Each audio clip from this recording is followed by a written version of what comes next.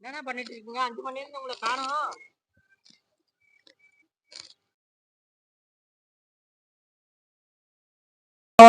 பாப்பா நான் எங்க 5 மணில இருந்து வந்துட்டேன். காட்டுல பாரு இப்பதான் இளம்பட்டமா குச்சி போட்டுருக்கிறேன். எல்லாம் ஒண்ணு பாரு இப்ப களை அதுக்கு மேல வந்துட்டு குச்சி செடி எங்க இருக்குதுன்னே தெரியல. 2 ஏக்கரா குச்சி போட்டுருக்கிறேன்.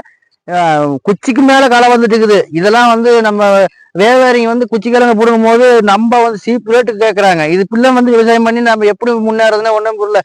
அதான் இப்ப முட்டு வலி செலவுக்கும் போறதுக்கு கூட வர மாட்டேங்குது. ஏகப்பட்ட செலவு. இப்ப பாருங்க குச்சி எங்க இருக்குதுன்னே தெரிய மாட்டேங்குது. பாரு எவ்வளவு கோரை, இதுக்கு மருந்து அடிச்சு களை வெட்டி அதுக்கெல்லாம் முட்டு வலி செலவு போறது ஏகப்பட்ட செலவாயிட்டு இருக்குது. வியாபாரிங்க கேட்டா ரேட் இல்ல, தர ரேட்டுக்கு போகுது அப்படின்னாங்க. விவசாயிங்க கையில வந்து என்னைக்கு ரேட்டு வந்து நாம முடிவு பார்த்து பண்றோமோ அன்னைக்குதான் வந்து விவசாய மக்கள் வந்து நாம வந்து நல்லா இருக்க முடியும். இடையில வரவங்க வியாபாரிங்க இவங்க தான் சம்பாதிக்கிறாங்க ஒழிஞ்சு நம்ம விவசாய மக்களுக்கு எதுவுமே வந்து சேர போறது இல்லையே. இப்ப பாரு எத்தனை களை இதெல்லாம் வந்து நம்ம வெட்டி சேர்த்துறதுக்கே கிட்டத்தட்ட 40-50 கூலி ஆகும். எப்படி விவசாயத்துல வண்டி தொழில் சேசி பிடிக்கலன்னு தான் இதுக்கு வந்திருக்கிறேன். இதுவும் இப்படி போனா அப்புறம் வாழ்க்கையில் நம்ம எப்படித்தான் முன்னேற வழி?